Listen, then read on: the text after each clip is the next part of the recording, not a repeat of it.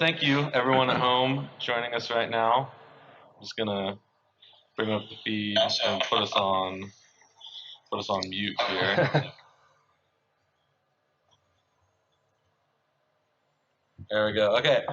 So if you haven't watched this before, I'm Jesse. I'm one of the admins for the Greater Cincinnati Beer Society, and this is Tom McGraw. He is the mind behind BrewMinds, and this is Simon from MadTree. Simon, what do you do for MadTree? I'm the barrel program manager here, and every now and then I still get to do some brewing. Awesome. And if you haven't guessed, we are here to talk about Funk Day. So can you kind of walk us through the details first? Yeah, so it's our second annual Funk Day. It's going to be Sunday, May 28th, and we're going to actually start the release at 10 a.m. I don't want to encourage showing up early, but like any. Well, you know they're going to. I know. It's a Cincinnati beer release. Everyone's going to be here. So what time did you say it's going to open up? We're actually going to open the doors at 10. We're planning that people are going to show up early, so we're going to line up right outside the warehouse here, and it's going to go down Madison Road.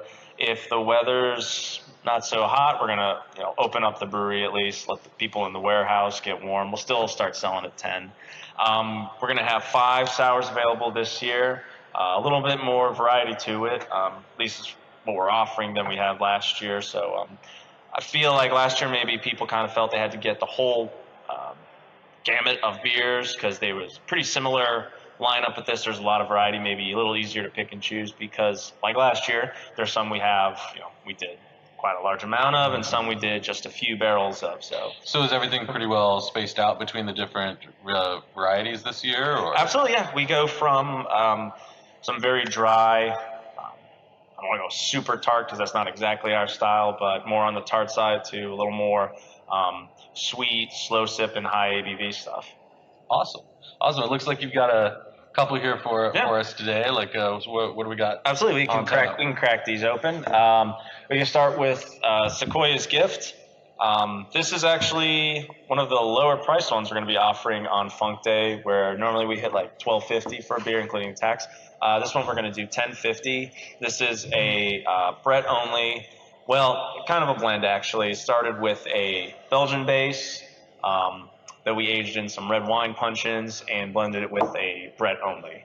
And then obviously we threw Brett at the Belgian base. So it's a Brett bomb. Well, you give anything with Brett for me, and I'm guaranteed you love it. So. It's my favorite microbe. I was curious with this one. So it's a Belgian blonde and red wine puncheons with Brett, and a Belgian golden with 100% Brett primary. Yes. What do you mean by the difference there of with Brett versus 100% Brett? Sit first. The Brett added, what we did was I can't remember exactly how we came up with the original Belgian recipe. I'm thinking it was something we did just for barrel aging because we crashed it when it still had a pretty high gravity to it.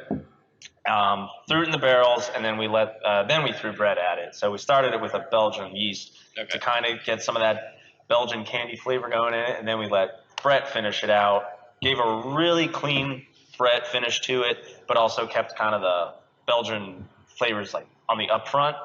And then when time came to actually do the blending, wasn't really funky enough. So I had some Brett only beers where the only yeast that touched it was some Brett. That just funked it up a little bit, Yeah. No, so a lot of that kind of like sweet pineapple is a little more of the puncheon beer, the Brett added beer, and then that barnyardy Band-Aid is pretty much from the Brett only stuff. I was gonna say I'd get almost like kind of a pina colada. Yeah. Almost very nice, tropical, easy drinking. I think this one came out. I want to say like 7.5 ABV. So I mean 7.2. 7.2. Oh, all right. Got the stats there. Good. Tom's technically correct there. The best kind of correct. So it's something you can, some sours you feel a little selfish drinking all yourself, or maybe they're a little too harsh, but it's an easy drink. It's an easy drinker. Put the whole bottle down yourself. Now, kind of getting back to the logistics and everything, if you're opening it up there in the morning, I'm expecting people to probably get here around 8, if not earlier. What's the parking situation going to be like? I'm assuming it's going to fill up quickly here. Do you Are people cool to park across the street, or? You know what? I cannot confirm that we're okay to do the parking at the Crossroads Annex because it is Sunday and they're probably going to get overflow traffic. Definitely our lot for sure. The back end here by the production side and the front kind of by the tap room. But to be honest, I can't confirm for the Annex side. Do you have any like tips or recommendations for people? Or I'm assuming carpool. That's the big one. And I think, with the beer community in Cincinnati, that shouldn't be a problem. Now, for when people are actually in line and everything, are the bottles going to be served?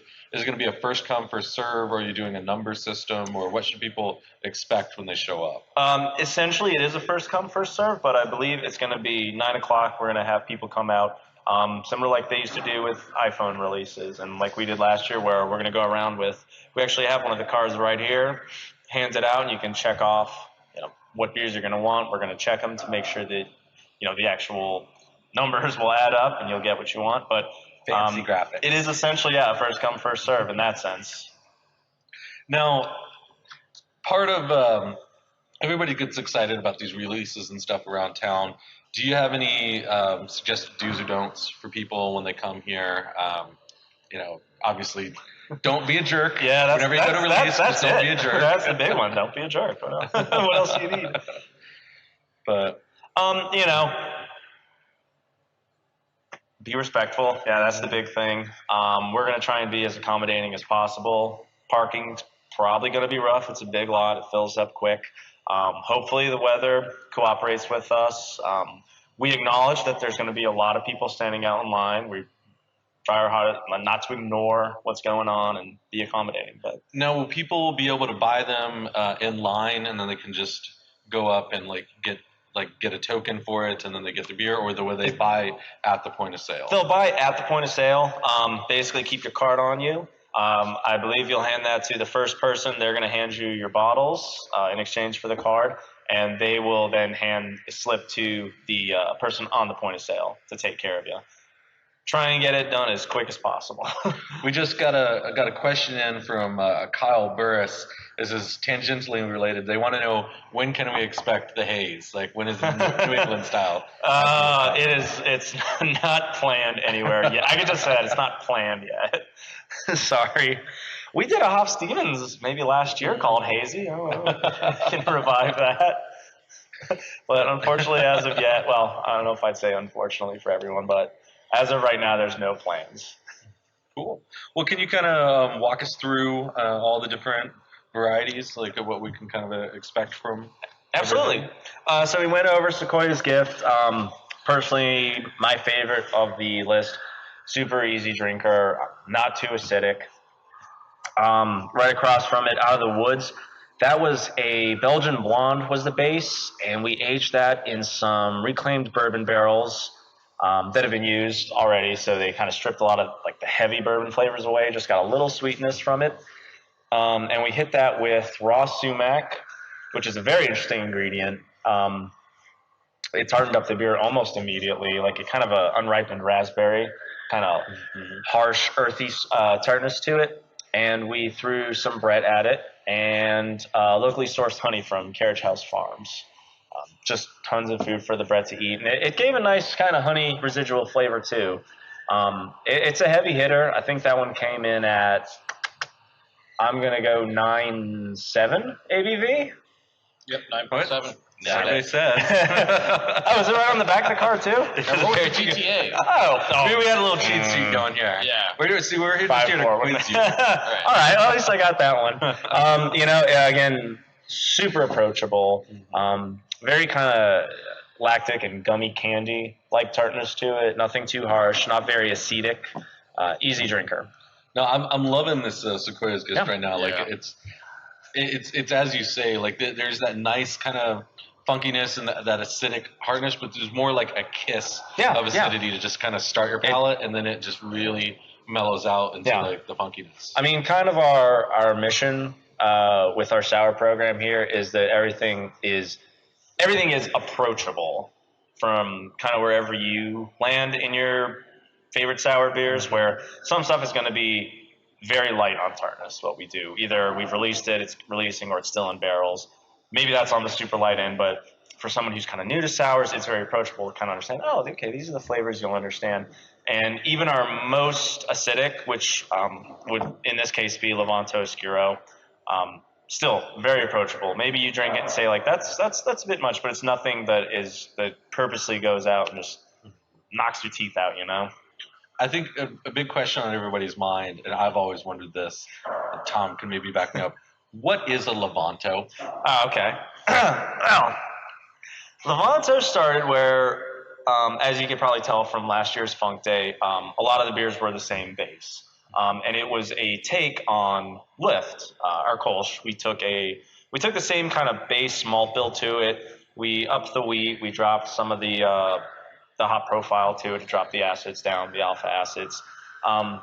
So Levanto, I believe, came from somewhat of a Spanish interpretation of to lift up, playing on the lift. So that just kind of fell into that namesake. And it was also very experimental. Right. We threw some of this bread here, some of that lacto here, some fruit. It was all these different blends that eventually it kind of made sense. It was a little chaotic at first, but it ended up making sense. And that name just kind of stuck with us because we had so many out for Funk Day that Levanto kind of became our house sour name. You know, it still pops up. We still do specialty kegs of it here and there, especially bottle releases of it. So when we did this beer, Levanto Oscuro, which is it was a American brown base. We threw, as you can tell by the list, we threw PDO, I think 2 different strains of lacto, some Brett, and black cherries at it. And it again, very experimental idea. It muddled, kind of mishmash, but the blend kind of came together. And we think some of those, not only just like kind of the heart behind what we did with the first Levanto kind of shows in that with how much we experimented and just worked hard on the blend for it to make sense, but just kind of the actual flavor profile that came from it. Levanto, the original Levantos are very Brett Brooks heavy, like kind of heavy on the barnyard, and a sharp acetic tartness to it, and that kind of came through on this beer as well. And we like that Levanto is being associated with MadTree with sours, and then Oscuro, just Spanish for dark, kind of explains itself in that one. But yeah, that's something. I mean, it's kind of the brewery favorite this year for Funk Day. And we already, as soon as we started doing the final blend tastings of it, we brewed a 30-barrel batch of it specifically for aging so that we can have that one in the future again. Awesome. It came out pretty stellar. Pretty happy with that. Well, Tom, I'm sure you've got no end of beer nerd questions to ask about the program. As a home brewer, I check my pH a lot. Yeah. A sour home brewer. But what is the TTA? Oh, titratable acidity. I first learned about that at an MBAA seminar a few years ago, and I cannot remember who put it on. I don't even want to guess which brewery it was because I probably would get it wrong. But the point of it was just always to check your TTA with your pH. As where pH kind of measures just how acidic or alkaline a substance is, TTA tries to quantify it a little bit more by measuring the actual amount of acids in a given amount of a solution. Now our lab actually does it for us, so they've got the perfect explanation, but I believe it's how much of a base, I want to say sodium hydroxide is the base that's actually used. It is used to actually dilute the acids in a given amount. And it translates to, it's a pretty observable scale. Like we throw Lift on there just kind of as like super low end. You obviously get no acidity from Lift. As to then, we threw an Oud Goose out there all the way to the end because it's something that you would think. So it just quantifies acidity a little more. And I believe the study he used in that seminar was, and he did a live tasting too of beers that had super low pH, but also a low TTA versus beers with a high pH and a super high TTA. And it's saying that you then revealed the numbers at the end, saying that it's not just pH that can actually measure your sourness. Right. Now, it's a good indicator, obviously, but TTA just takes an extra measurement. And it's also something with a sour program anywhere for consistency. I'm not sure if it was the beer or everything you just said, but I already feel smarter. Oh, good. Science. If someone from our lab was here to even go further, it'd be boring, but we learned something. So how long were you with kind of like the funk program from the start? How long have you been doing stuff here at MadTree? Yeah, I'm the first production employee here at MadTree, and have kind of bounced. Oh yeah, absolutely. Congratulations. Thank you. Yeah, it'll be my 4th year here in August, and I've kind of bounced around. Thank you very much. Started with packaging, then doing brewing, and then at one point we wanted to get really serious with our barrel program. Like a lot of breweries, we threw axes in barrels. We learned from what we did the first time. Come up with a lot. Pumpkin and rum barrels. Yep. You come up with a lot of ideas just throwing stuff in barrels, and we came to the point where we need to take this a little more serious. We want to be able to actually throw sales forecasts out there, and I was kind of offered the opportunity to take it on. And then at one point we just said we wanted to age sours because of our production capabilities, because we are at full capacity at 1.0. We can't do any fast souring. We can't do any kettle souring just because we need the tank time. Right. Eventually, that will change. Can't promise, but I'm pretty sure that's in the books to change. Kind of get some true Gozas, Berliners out there. But we started with. Is that a change with? And we might have a BrewMinds exclusive here. Is that change being brought on by the capabilities of the new facility, or are you going to be doing the funkiness over there at the MadTree 1.0? Oh, yeah. It's the capabilities of the new brewery allow us to free up time at 1.0. So how long can we expect 1.0 to stick around? I hope for a good amount of time, but it's something that, everything's kind of up in the air with that. Right now we're brewing kind of I won't say mass produced because that's an evil term in this industry, but psychopathy, lift, you get it. Core beers. Yes, the very important core beers here. And then 1.0, a lot of the seasonals, a lot of one-offs. We've got all the taps here. We need to fill them up. So what you're saying is that the dream of turning 1.0 into the Funkatorium is still alive. It's a dream. We still have a chance. It's a dream. I don't want to get you in trouble with HR, but Funkatorium's a dirty word now. Yeah. I'm how sorry. dare you? Pre-AB vintage Funkatorium. It would be a dream. We'll put it that way. It surely would. That'd be awesome. We actually have a fun question here from Carl Leffler. He wants to know, what are some of the common and more exotic wine barrels you've been using to age the sours? Honestly, with wine, I don't get too crazy with it. Lots of Cabernets. They're just easily available from California. A lot from Rocky Mountain Barrel Company sources, really fresh red wine barrels. He promises the owner goes out and actually inspects everyone. So I like the Cabernet barrels. They're consistent. We've gotten a lot more sherry barrels in. Obviously give a lot more kind of a sweet, almost cake and candy-like sweetness to them. But personally, I like Cabernet. We did all the original Levantos in white wines, and it ran the entire range of white wines to that. Chardonnays are kind of interesting, but mostly I really like cabs. Merlot bodies barrels add a good amount of kind of that super heavy fruit and body to the beers as well. So out of all the gamut of barrels you can source, of sherry, bourbon, rye, etc., what are kind of MadTree's favorite to workhouse? What's their favorite kind of wheelhouse when it comes to barrels in the barrel program? Yeah, our barrel program is still pretty young, so I'd say we just kind of entered that phase where we're getting consistency, and this is what I like doing. Woodford barrels, we get a good amount of those that we're aging a lot of stuff in right now. We can get them super fresh. They add a nice spiciness to it. We've done a lot in some Willet rye barrels also. Not only the spiciness of the rye, but huge vanilla character. And of course, the one that probably people associate with us most is the Watershed, the gin bourbon barrels, which are just phenomenal. Awesome. They're a rarity. Gin barrels in general, just not a lot of distilleries are doing that. And we've tailored a beer to just completely specifically make that barrel just explode with flavor. It's awesome now. Now, how many barrels are you up to? I know it's a lot more than the. Yeah, these got decoration. What you don't know is that MadTree just brought these out just for us. It's actually true. Yeah, these are actually what I mean. Obviously, with the month of June coming up, as we've done every year, June should be expected soon enough, and these are actually just empty not too long ago. Oh, so we can't pull the nails? You could. You absolutely, yeah. But, you'd be disappointed. I think I ran the number with these, so minus the 16.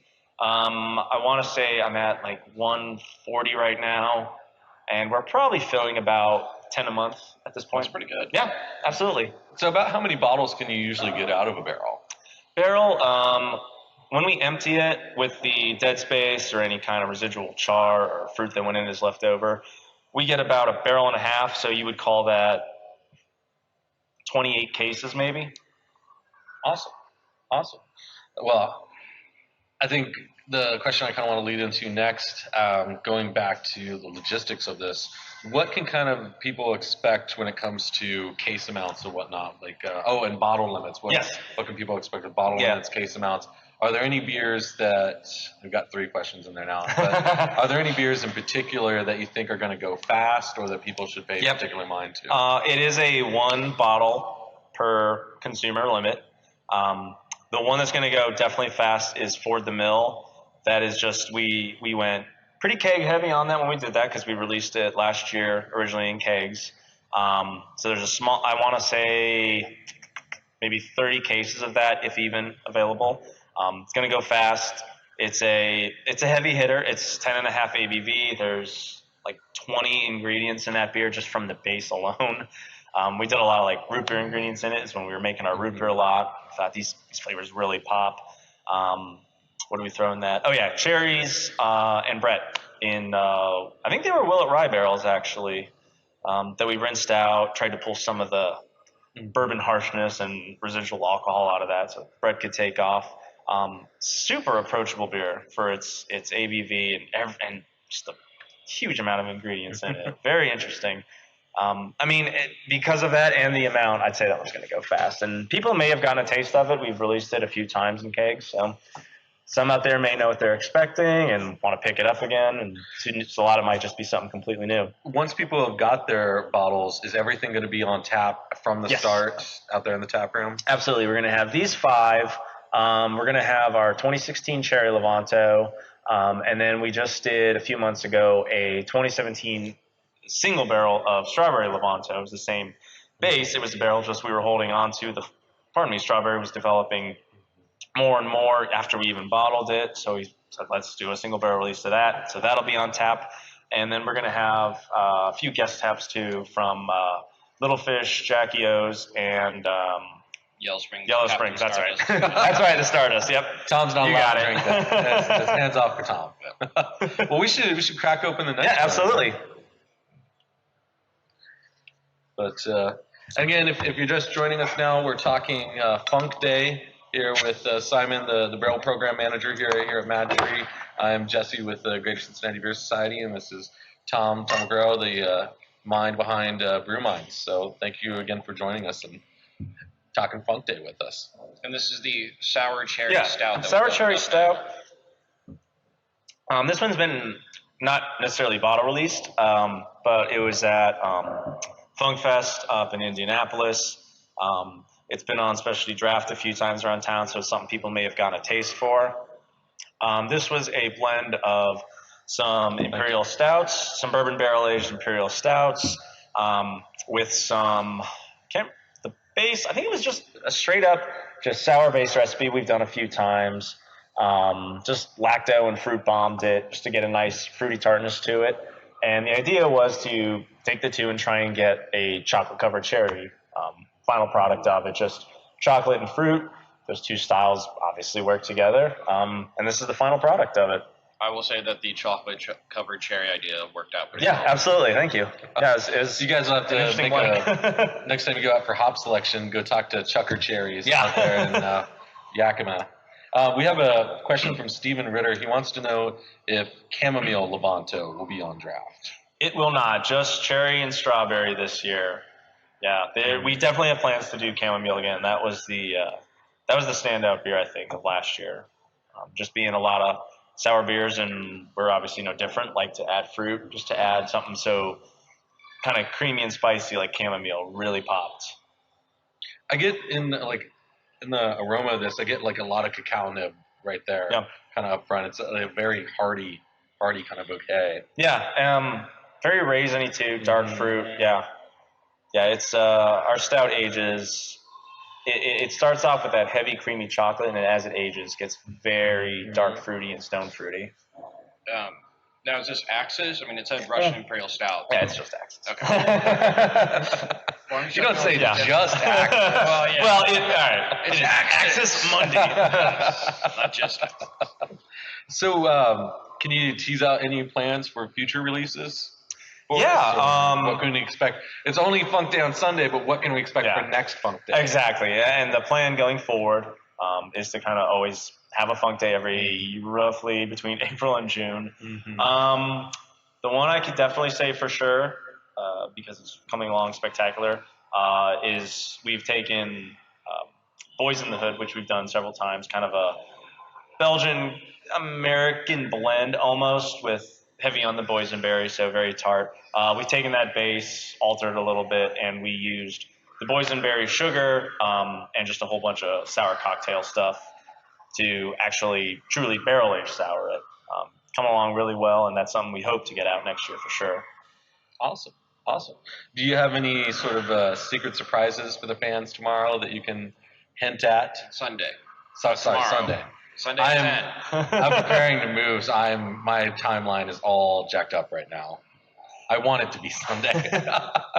I mean, personally, I think the 2017 Strawberry Levanto even outshines last year's. We're going to have some cool swag that we always do. We're going to have our Funk glasses again, our tulips. Going to be doing our Funk Series T-shirts. And these are pretty cool. It's the first time seeing these. The MadTree nice wood grain bottle opener. I think that's pretty slick. Perfect credit card size to stash in your wallet. Just gonna. Yeah, right. Well, I need one. I'm testing it out for all of you at home, and yes, no, that fits pretty well. We're just gonna put this over here. But I'm taking it, Mike. Don't worry. Mike was very clear. Don't take the bottle opener. But so out of the whole releases this year, what one are you most happy with? Personally, like I said, my favorite is Sequoia's Gift. Big fan of Brett-only beers. Just with a base malt recipe that doesn't have to be crazy complex, and just a Brett, when you throw at it and how you age it, can get totally different. You can get just complete barnyard funk, or you can get kind of that sweet pineapple flavor. I just personally like that. It's such a simple thing to do. But I think probably most happy with would have to be Levanto Espiro. I think it's for real sour fans out there. We've gotten criticism before that our sours aren't tart enough. I mean, like I said, that's our mission, is to make approachable sours.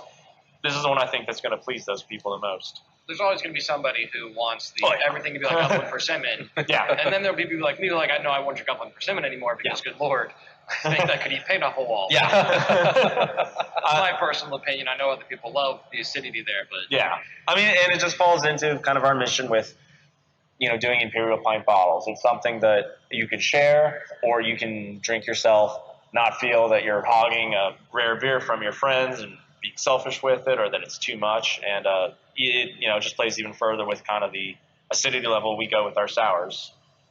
No, and I'm assuming none of these are going to hit distribution, right? It's just Correct. going to be sold here out of the house. Sold here Sunday at 10. Correct. Yes. If you want this beer, you need to be here Sunday to get it. You will not see it in stores. And don't be here Sunday at 10. Be here Sunday at like 8. Yeah. Otherwise, you're going to complain later online and say, I didn't get my bottle when I showed up at 11. Why'd you show up at 11? I guarantee you will have people camping out. Oh, absolutely. Yeah. Last year, somebody will be making breakfast right outside that door, and you'll be like, can I get some bacon? I came in to brew last year's Funk Day at 4:30 in the morning, and someone was there. I think there were 2 cars actually already there. That's just I know. That's too far. On You're a taking it Sunday a morning? step too Yeah. far, people. I mean, if that's how people want to spend their time, that's great. I'll be asleep. Yeah. I'll come here later. I probably won't get here in time to get the bottles, but I'll try them all on tap. Yeah, exactly. They're all going to be on tap. No, I had a quick question before we go back to the event specifics and let everybody to go back to their drinking. Talking about like sourcing the barrels and stuff, do you have any recommendations for homebrewers who do get their hands on a barrel or anything? What if they want to kind of dip their toes into the barrel aging world? Like anything they should know up front? Step one: find friends. Right. Yeah. 55 gallons is a lot. Yeah, Of beer. that's a lot. I never really did too much playing around with sours at home other than gallon jugs with an airlock. If you get your hands on a barrel, and a lot of times when we empty these, if it's something that we might not necessarily have the immediate ability to go back into with fresh beer, barrels at MadTreeBrewing.com. I always have some to sell. Yes, get friends, because it is a lot of beer. If it's gonna some people will do casks and stuff as well. They're not exactly. not as readily available, but they do exist. Yeah, sanitation's a big one. If it's a smaller one, obviously you have the ability. You can just boil a lot of water, throw it in, swirl it around, swell it up, maybe kill any bugs in there that you might not want if you're going for some sort of spontaneous reaction. That's great, more power to you. If not, you want to be able to completely control what's in there, just sanitize what's available. And just wait. We've had a lot of our barrels that just maybe like a year in, like almost given up hope on, just completely like, this is never going to turn. It's not tart at all. What did we do wrong? And within a month, it just turns into an acid bomb. It just happens. Just time. So on average, how old would you say most of the 5 beers that you're releasing have been aging? If I had to say average, it's a year and a half for everything, which to some is on the super low end. That actually, glad I remembered this. A lot of brewers, like, I know the proviso is always like, if you buy it, it's ready to be drank right then and there. Do you have any suggestions for people? Like, are there any of these beers that you should age, or are there ones that you should drink right away? Sequoia's Gift honestly has gotten better and better since we bottled it. And maybe it's just in my head, but other people have been saying this too. It seems like on a weekly basis when we've been trying it, it's just better and better. Now, it's really good right now, so don't feel bad trying it. But I think that might be one because it's just a Brett only. It's going to probably have the most fluctuation. Yeah. Similar with Levanto Oscuro, there's a lot going on in it. It seems to be progressing better and better in bottles since we bottled it. Sour Cherry Stout, since it's got some of that chocolate flavor up front, I think that's something to drink early because that's a flavor that just kind of dissipates further and further. When we first bottled it, I mean, it was a chocolate bomb. And I think that flavor's starting to lose a little bit. That's when I'd drink a little early. Out of the Woods and Ford the Mill have really stayed pretty steady despite being just a Brett beer. Maybe it's the super high ABV in those that's kind of keeping some of the bugs at bay, but Sequoia's Gift and Levanto for sure. I wouldn't. I personally, I'm going to age mine. See kind of where they take. Yeah, I have to wonder how many bottles do the personal MadTree brewers get to keep at home? We are the same. We get our one bottle. Now, when we've been doing sensory on these about once a week for a while, so some have been going, but got to make sure they're good to go. Well, everyone listening at home is very jealous of doing sensory. Yeah, I know. Well, and you get one bottle per person without seeing it in line. Exactly. That's the most I think I'm jealous. Mine are in my basement already. We do, before we wrap up, have one more question from Carl Leffler. Tom responded to this, but he says, as a home brewer, can I soak French oak chip in a cab or Chardonnay? He hasn't Googled this, but he's interested. Yeah, I mean, it would add, I believe it would add kind of an acetic character to it that you might not be getting from the barrel itself. I'm trying to think if there's anything in it that would actually inhibit any sort of sour flavor taken off. We haven't really done each chips because we have access to barrels. Right. But I mean, usually you just absorb some of the flavor of the whatever you're soaking it in.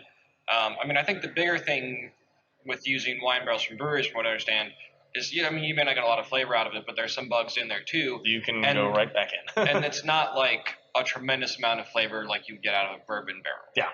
So I know more home brewers who will soak charred oak chips in their favorite bourbon and then put that in 5 gallons and get a lot of bourbon flavor out of it that way. I also know one homebrewer who used plain oak chips. He didn't soak them in anything, and he puts that in all of his sours, and that's kind of how he moves his bugs, because you can never really get the bugs out of those oak chips. Yeah. I just use the same plastic bucket that I use for years now. It's still working for me, so not Formica. Yeah. Still working okay. Well, Tom, do you have any more questions while we're going to bend Simon's ear here? No, not really. One of the beers was in a puncheon. Yes. I think a lot of people would probably like to know, like, they all know what barrels are, but what's a puncheon? Big ass barrel. Do you punch a barrel? Is a barrel you punch a lot? It's a 500-liter barrel. Okay. Just a Cabernet, big ass barrel. Yep. Yeah. That's something we learned quite early on, was all these different terms for barrels. You look them up. Oh, okay. It's just a big barrel. They were a nice little addition to our barrel program. That was the first. Whenever people walked in, that caught their eye. I mean, you just go right to them. They're enormous. Like the difference between a cask and a pin. Yeah, and exactly. Pop Stevens and then we've also got butts, which is fun to say. Those are sherry butts, right? Correct. Usually. Yeah, and we say something is in the butt. That's awesome. It's fun to say. And the difference between a punch. Do you have Brady walking around saying just put it in the butt? Brady loves the fact that we have the butt. Is it the person's butt or is it just the butt? You're in charge of the barrel program, so it would be your butt that things would get put in. That Brady will. Yeah, he's come up with some funny names too for the potential of the beer that's in those. I was gonna say, for the kids at home, maybe go out of the room. Yeah. And it's like the difference between a butt and a puncheon could be like 15 gallons when they're both just huge. It's a big barrel. Why would you change it? But European big standards. Barrels are the barrels we like best. Yeah. Big barrels mean more beer. Yeah. Cool. Well, I guess for the folks at home, maybe if you can run us through the event specifics real quick again, just so everybody knows what's coming up. Yep. And so let's start with when, where, and parking, and where people need to start setting up. Yep. So it's going to be May 28th, Sunday, here at MadTree 2.0, 3301 Madison. We're going to open the doors and start selling bottles at 10 a.m. 9 a.m. we're going to go through the line with the cards, so you can fill out what you're looking to purchase, try and just expedite the process as best as possible, so you can run to the tap room, try them all, try our guest taps, try every beer we have.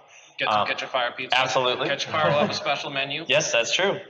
And it's 1 bottle per person. Yes, correct? 1 bottle per person. Ford the Mill is going to, I can't predict it's going to go the fastest, but it's the smallest amount by about 50%. So that one's going to most likely go pretty quick. I got those numbers. So Ford the Mill is 204 bottles. Levanto Oscuro is 624.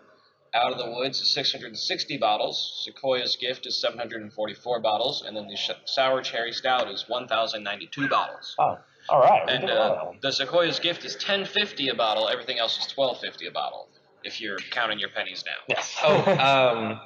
Would you suggest cash, credit, whatever would make things go through faster? Or? As long as the network here cooperates, credit should go just fine. Cash is obviously quickest. But so a bucket of quarters is yes. Don't bring $2 bills or pennies if you're a competitor. Sack of Jawea coins.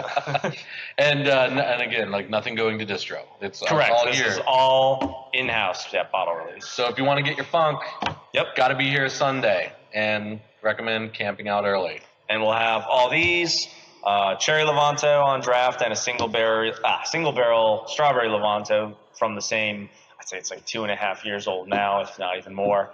And Yellow Springs, Little Fish, and Jackie O's as well. And we got a question: is Sherry Cherry Raspberry coming back? It has the potential to. Physically, it's in the barrel program. It's just such a good blender that I like blending it with other stuff because it's just a nice, super sweet tartness on itself. It's great, but when I just need a little sweetness, I think that's the perfect beer to throw in. Am I ever going to be able to get a straight framboise? Just a straight raspberry sour would be fantastic. I would say in the future, absolutely.